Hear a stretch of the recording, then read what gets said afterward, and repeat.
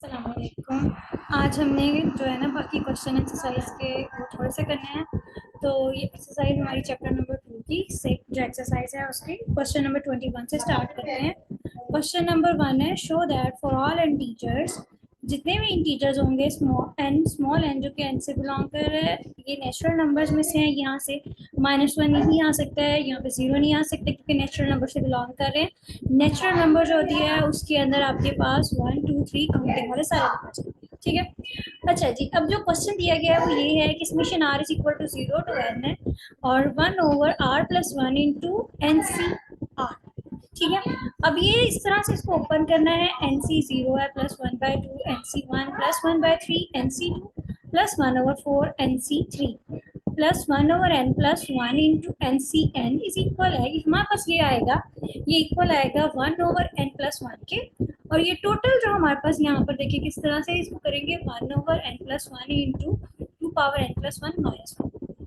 एक तो यहाँ पे उन्होंने आपको ये जो टर्म है ये ओपन करके खुद ही दे दी है कि ये इसके इक्वल है और इसके बाद ये इसके इक्वल है। अब देखिए अगर हम इसको खुद भी ओपन करते हैं तो ये किस तरह से देखिए होगी। यहाँ पर हमारे पहले आर की वैल्यू हम 0 पुट करेंगे तो ये 1 ओवर 1 मतलब 1, यहाँ पर एन और ये आर, एन सी 0, आर जो है वो 0, फिर हम आर को पुट करेंगे 1 क्योंकि यहाँ पे समीशन है, समीशन के बाद सेंटर में क्या आएगा, सम आएगा।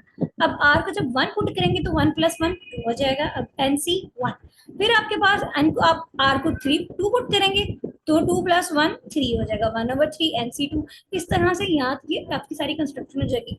अब जो मेन काम है ना वो ये वाली कंस्ट्रक्शन से हमने ये जो है ना जो दूसरी साइड पे इसको कंस्ट्रक्ट करना है, ये किस तरह से कंस्ट्रक्ट होगी अब हम वो देखते हैं। ठीक है जी, हम अब एक्सपैंड करते हैं। लेफ्ट हैंड साइड भी है, हमारे पास जो लेफ्ट हैंड साइड है वो ये गिवन है। देखिए इसको एक्सपैंड करेंगे तो एन सी 0 जो है वो आपके पास 1 आ जाएगा। ठीक है। देखिए 1 किस तरह से आता है, 0 का फैक्टोरियल का होता है वो आपके पास 1 आ जाता है। ये मैं इस तरह से एक्सप्लेन करती हूँ, एन सी 0 इज इक्वल है n factorial over 0 factorial n minus 0 factorial. ठीक है। तो एन फैक्टोरियल 0 फैक्टोरियल 1 हो गया, यहाँ पर आपका n माइनस 0 मतलब n फैक्टोरियल, तो n factorial into n factorial आपके पास क्या आ गया, रिमेनिंग 1। ठीक है। अब जी इसके बाद नेक्स्ट मूव करते हैं। नेक्स्ट हमारे पास यहाँ पर है एन सी 1।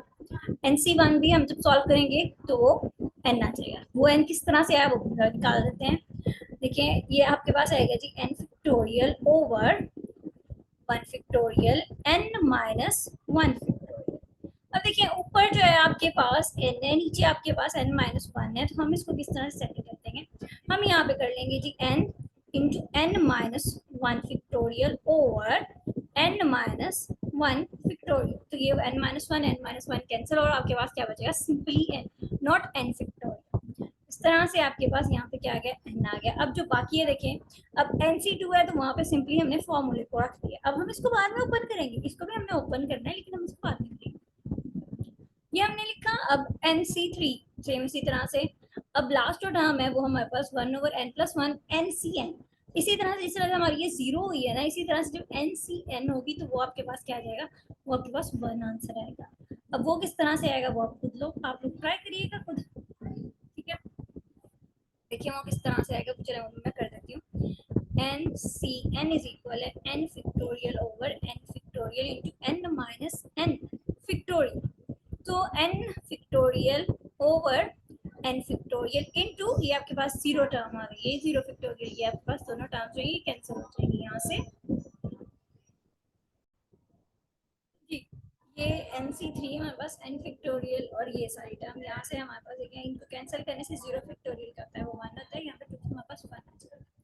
नेक्स्ट देखिए हमने क्या किया है, हमने अब यहाँ से क्या करना है कि जो डिनोमिनेटर में जैसे यहाँ पे n माइनस 2 फैक्टोरियल है, जैसे हमने इस n को ओपन करेंगे n माइनस 2 तक ताकि ये बाकी टर्म जो है वो कैंसिल हो जाएगा n माइनस 2 फैक्टोरियल की। तो ये n माइनस 1 और n माइनस 2 फैक्टोरियल डिनोमिनेटर में, और ये दोनों टर्म्स कैंसिल। अब देखिए इसको जब आप ओपन करेंगे n minus 1 n minus 2 n minus 3, ये नीचे वाली और वाली टर्म्स हमारी कैंसिल हो जाएगी जी। अब हमारे पास जो आ रहा है ना वो इस तरह से आ रहा है, 1 plus 1 over 2 n plus 1 over 3 n into n minus 1 2 factorial 1 over 4 ये आपके पास रिमेनिंग टर्म आ रही है। अब देखिए, अब हमने देखना है कि जो हमारा आंसर है उसमें हमारे पास टर्म कौन सी है। जो हमारा आंसर है ना, राइट हैंड साइड पे जो हमें टर्म चाहिए उसमें डिनोमिनेटर में n+1 है और डिनोमिनेटर में n+1 चाहिए। अब डिनोमिनेटर में देखिए, यहाँ पर किसी के भी डिनोमिनेटर में n+1 नहीं है सिवाय इस टर्म के, सिवाय इस लास्ट टर्म के अलावा किसी में नहीं। तो इसका सिंपली सोल्यूशन क्या है, क्योंकि हमने राइट हैंड साइड की इक्वल बनाना है इसको, तो राइट हैंड साइड की इक्वल करने के लिए हम क्या करेंगे, इसकी सभी टर्म से n+1 को मल्टीप्लाई कर देंगे और डिवाइड कर देंगे। अब जो डिवाइड वाला n+1 है वो हमने बाहर ले लिया, जो मल्टीप्लाई वाला है वो अंदर लिया जाएगा। जैसे इसके साथ n 1 की जगह पे n+1, अब यहाँ पे ये n है, n के साथ n+1, यहाँ पर n-1 है, इसके साथ भी n+1, यहाँ पे n-1 और n-2 और n+1 सो ऑन 1। ठीक है, इस तरह से ये टर्म्स आपकी सेट होगी। अब देखिए सेटिंग में देखें जरा, सबसे पहले टर्म आती होती है n+1, इसके बाद टर्म आती है n, इसी तरह से n+1 n और n के बाद n-1। जैसे हम ओपन करते हैं तो n+1 इंटू n, n-1 और n-2। जी, अब ये देखें, अब मैं यहाँ से भी थोड़ी सी डिटेल समझाती हूँ ये किस तरह से हमने किया है। अब ये देखें, ये जो टर्म है ना, अब जब इसको हम करेंगे तो ये आपके पास n+1/c2 किस तरह से बन रही है। जब इसको ओपन करते हैं देखिए क्या आएगा, n+1 फैक्टोरियल, अगर हम करते हैं factorial over 2 factorial into n+1 minus 2 into factorial. तो अब ये हमारे पास किस तरह से टर्म है कि n+1 फैक्टोरियल ओवर सॉरी यहाँ पे लिखने जा रहा है over 2 factorial into n-1 factorial. अब ये n-1 फैक्टोरियल है तो यहाँ से n+1 n-1 फैक्टोरियल, अब यहाँ तक हमारी टर्म जाएगी और डिनोमिनेटर में क्या है 2 फैक्टोरियल इंटू n-1 फैक्टोरियल। तो ये जो है ये टर्म कैंसिल होगी, मतलब रिमेनिंग टर्म हमारे पास क्या बच रही है n+1। तो ये किसके इक्वल है, ये n+1c2। ठीक हो गया, जैसे NCR था इसी तरह से n+1c2। इसी तरह से अगली टर्म है हमारी 3 वाली, आप इसको चाहे इसको भी ओपन कर सकते हैं, इसको भी ओपन कर सकते हैं, सेम ही इसी तरह से आप जी। अब नेक्स्ट देखें क्या करना है, नेक्स्ट हमने इसको सेटिंग की है। अब देखिए, अब जो है ना हमारे पास इसके अंदर ये पूरी टर्म है, सवाए हमारे पास मिसिंग क्या है, हमारे पास NC0 टर्म नहीं है। NC0 टर्म बनाने के लिए NC0 मीन्स NC0 किसके इक्वल आ रहा है 1 के। NC0 बनाने के लिए हमने यहाँ पे 1 को ऐड कर दिया और 1 को ही हमने सब्ट्रैक्ट कर दिया। हमने 1 को ऐड भी किया, 1 को सब्ट्रैक्ट भी कर दिया। अब देखें वो जो 1 है हमने बनाया n+1c0 और -1 को एज इट इज हमने रहने दी क्योंकि हमारे आंसर पे -1 है। और ये जैसे मैंने पहले बताया था, जब हम पहले क्वेश्चंस कर रहे थे ये हमने डिस्कस किया था कि ये जो ये एज इट इज है NC0 NC1 NC2, ये सभी टर्म्स का जब सम होता है इनको ओपन करके सॉल्व करते हैं तो ये किसकी इक्वल आता है 2 पावर n। अब 2 पावर n से मुराद क्या है कि जहां तक आपका n होगा वहां तक का आंसर आ जाएगा। जैसे हमारा n जो है अगर हम 2 तक ले लेते हैं तो ये हमारी इतनी टर्म्स आएंगी और उनका आंसर क्या आएगा 2 पावर 2 मीन 4। तो यहाँ से हमें 4 आंसर मिलना चाहिए। ये जरा मैं आपको छोटी करके दिखा देती हूँ एक एग्जाम्पल ताकि आपको ये समझ आ जाए। ठीक है, हमारे पास ये किस तरह से होगा 2c0 plus 2c1 plus 2c2।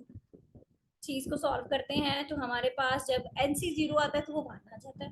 2c2 जब हम करेंगे देखिए 2 फैक्टोरियल ओवर 1 फैक्टोरियल 2 माइनस 1, मतलब 1 फैक्टोरियल 2 फैक्टोरियल आपके पास क्या आ गया 2 आ गया, प्लस 2c2 2 कैंसिल हो जाएगा, यहाँ पे भी 1 ही आ जाएगा। तो एट द एंड हमारे पास आंसर क्या आ रहा है 4। 4 किसकी इक्वल है 4 इक्वल है 2 पावर 2। जिस तरह से ये जनरल के यूज किया गया है मैंने आपको पर्टिकुलर केस करके दिखाया। अब ये जिस तरह से ये n के लिए सॉल्व हुआ है इसी तरह से अगर हम n की प्लेस करते हैं n+1 के लिए तो उसके लिए भी इसी तरह से हमें देगा 2 पावर n+1।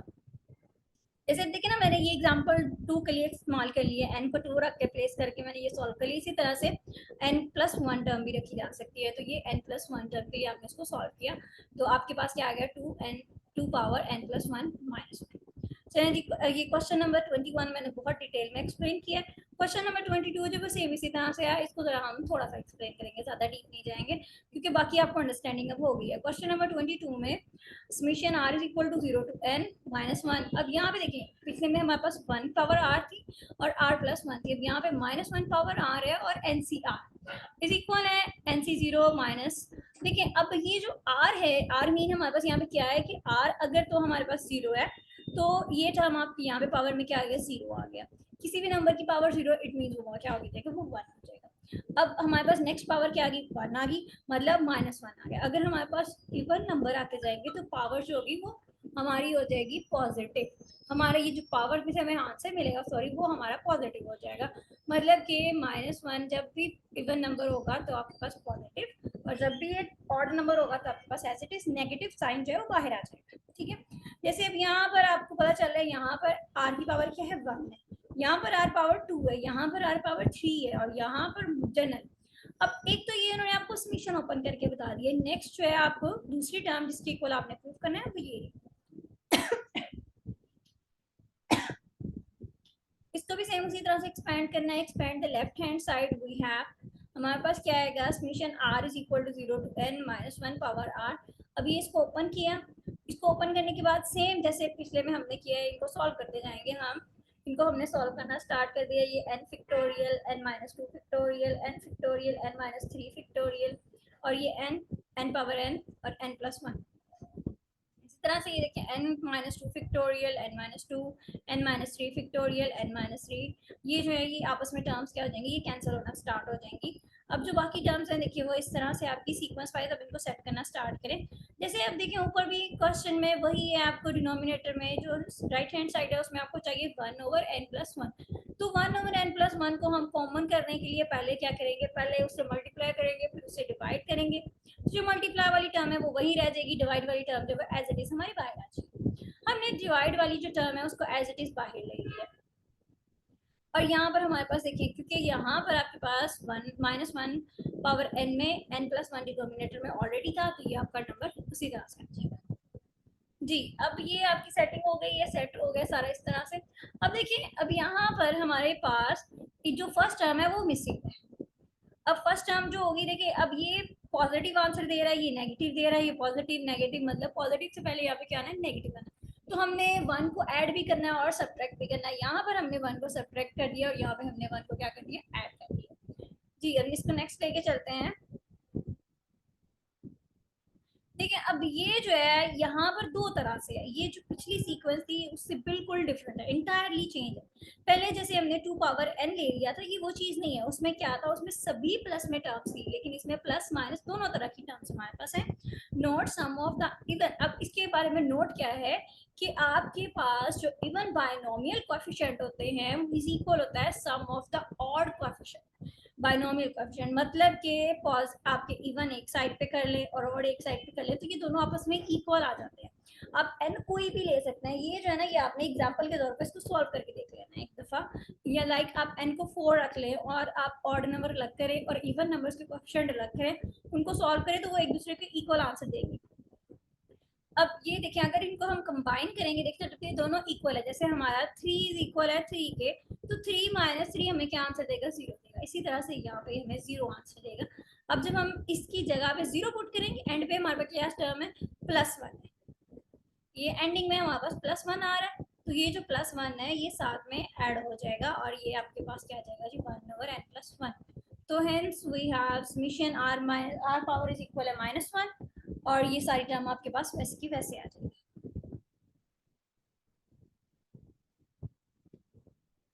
अच्छा जी, अब नेक्स्ट जो है क्वेश्चन नंबर 23 करते हैं। क्वेश्चन नंबर 22 के 3 जो है थोड़ा सा डिफरेंट है, ये जो हमने लास्ट 2 क्वेश्चंस किए हैं उनसे। इसमें क्या करना है, find the greatest coefficient in the expansion. कि जो आपकी एक्सपेंशन दे दी गई है, इसका जो ग्रेटेस्ट कोएफिशिएंट है आपने वो फाइंड करके बताना है। नंबर 1 हमारे पास जो ए पार्ट है उसमें हमारे पास देखें क्या है, मल्टीनोमियल हमें गिवन है क्योंकि उसमें 4 टर्म्स हैं, और मल्टीनोमियल के अंदर m की क्या वैल्यूज हैं, m हमारे पास 4 है और n जो हमें दिया गया है वो 24 दिया गया है। So we observe that index n is equal to 24 and number of term in a multinomial m is equal to 4. Further n is equal to 24 is divisible by m is equal to 4. अगर हम further इसको करेंगे तो n हमारे पास ये जो 24 है, देखिए हमने देखना क्या है कि अगर तो n जो हमारा टोटल है ना वो डिविजिबल आता है, डिविजिबल है 4 से, तो वो टोटली हर एक नंबर की एक पावर आ जाएगी। क्योंकि अब यहाँ पर हमें इंडिविजुअल पावर्स नहीं दी गई। पहले जैसे हमने एक्सरसाइज के पहले क्वेश्चंस किए तो उनमें इंडिविजुअल पावर्स दी गई थी, x की पावर थी, वाई की थी, डब्ल्यू की थी, सी की थी, सबकी पावर्स थी। यहाँ पर सबकी पावर्स नहीं दे दी गई, यहाँ पे हमें टोटल स्ट्रेंथ पता है। तो इनकी पावर्स को हम डिवाइड करेंगे एंड वी गेट। अब हमें देखें जब ये टोटली डिवाइड करा 24 जो है 4 इसको डिविजिबल है, इजीली डिवाइड हो रहा है प्रॉपर, नो रिमाइंडर। आपने ये नंबर 3 में पढ़ा होगा सारा, रिमाइंडर, क्वोशंट, डिविजिबल। तो ये आपका डिवाइड करा, आपका रिमाइंडर नहीं आ रहा, तो वी गेट 24 इज इक्वल है 6 इंटू 4 इज इक्वल, आपका आप देखिए क्यू क्या आएगा 6, मतलब जितने भी डिजिट्स हैं सबकी पावर क्या होगी 6, इसकी भी 6 है, 6 6 6, तो आपके पास टोटल क्या हो जाएगा 24। अब ग्रेटेस्ट कोएफिशिएंट हमने फाइंड करना है, तो वो क्या है n Q Q m time के, क्यू जो आपका निकला है वो m टाइम्स, m टाइम्स मतलब जितने m होंगे, जितने आपके मल्टीनोमियल्स की नंबर ऑफ टर्म्स होंगे उतने टाइम आपने उन क्यूज को लेना। तो हमारे पास 4 टर्म्स है, तो हमने 4 टाइम 6 को ले लिया है। तो अब इसको ओपन करना तो हमने किए थे, ये क्वेश्चन तो हमने पहले किए हुए हैं, तो ये इस तरह से आप इसको सॉल्व कर लेंगे। अब नेक्स्ट क्वेश्चन में देखिए चेंजिंग क्या है। नेक्स्ट क्वेश्चन में उनकी एक पर्टिकुलर पावर भी दी गई है और इंडेक्स भी दिया गया और मल्टी टर्म्स भी दी गई हैं। देखिए किस तरह से करना है। We observe that index n is equal है 40, number of term in a multinomial m is equal है 2, n सॉरी हमारे पास 40 है और m जो है वो 2 है। तो फर्दर n इज इक्वल है 40 इज डिविजिबल बाय 2 और ये डिविजिबल बाय है 2, तो वी गेट 40 इज इक्वल है 2 मल्टीप्लाई बाय 20, मतलब जो Q है वो हमारा 20 होगा, तभी हमें क्या मिलेगा जी 40 मिलेगा। तो जो इसका ग्रेटेस्ट कोएफिशिएंट होगा, देखिए जो इसका ग्रेटेस्ट कोएफिशिएंट होगा n Q Q m times 40 20 2 times आएगा, तो ये 20 फैक्टोरियल 2 टाइम्स आ गया। अब नेक्स्ट क्या है, नेक्स्ट देखें जी, note that it is a binomial, so we can use the formula of binomial also as coefficient n is equal to 40 in even। अगर हम n is equal to 40 even लेते हैं ना, ये दूसरा मेथड है इसको करने का। जैसे ये मेथड हमने कर लिया, यहाँ तक आपने कर लिया, इनफ है, दूसरा आपको करने की जरूरत नहीं है। जो ग्रेटेस्ट कोएफिशिएंट इस तरह से भी निकाला जा सकता है, ठीक है, इसको करने की जरूरत नहीं है, आपका वहीं तक काफी है।